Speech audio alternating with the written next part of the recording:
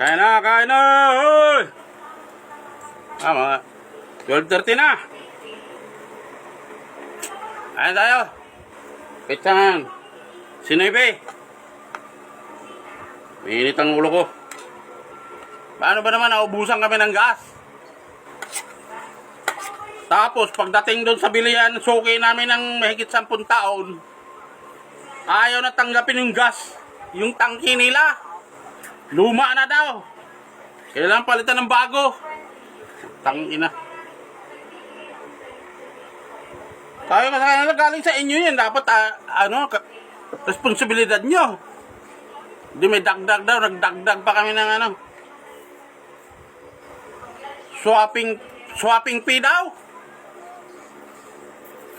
500. Punyeta. Minit ang ulo ko. 3 beses ako. 3 na kami pumunta doon eh. Diyan, 3 beses na nagbalik. Sumugod pa ako. Wala magawa. Ganun daw lahat. Lahat ng tangki ngayon. Ayaw mag-refill hanggang punyeta. Bago daw yung tangke. Nabago daw yung tangke. Bagong ano. Animal.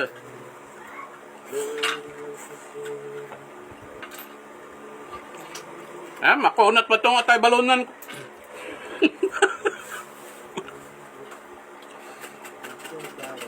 Isang kulo lang adobo ko ng atay balonan, no? Makunat pa.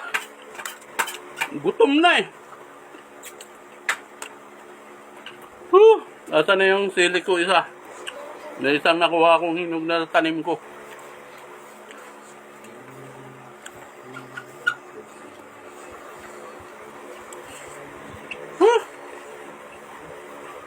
Pag-init ng ulo eh.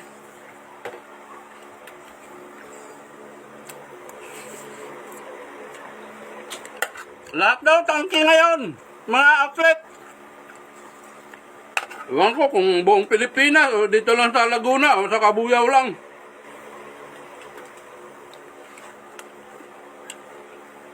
May ano daw, swapping pay. 500.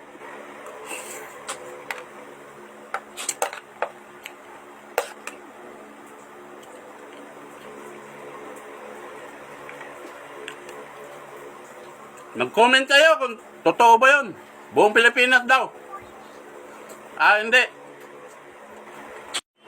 Dito na. Mag-comment kayo kung ano.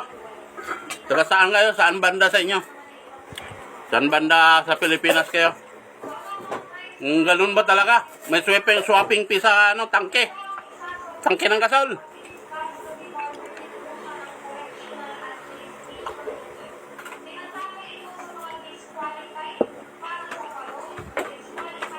Batong suki namin eh.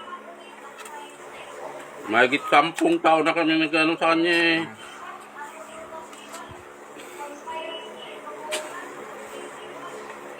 Tatlong beses na kami ginaganyan. Titingnan yung puwit ng tangke kung lumubo. Sabi ko, bakit nyo pa susuri? Bakit nyo pa check up? Sa inyo naman galing yan. Bago kami nag-apply sa inyo, brand new yung tangki namin. Dagdag ako. Nagutom ako sa buwisit. Ayan nga pala oh. Jeannie, ayan, umuwi. Naglinis.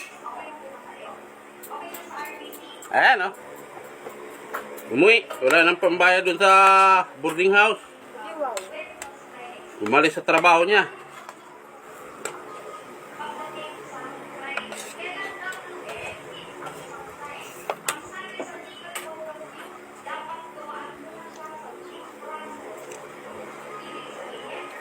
So, atay balo na nabili ko. Ang haba pa ng bitoka.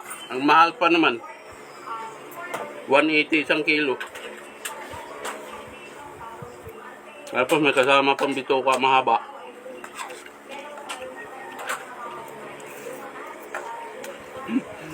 Daming reklamo ko.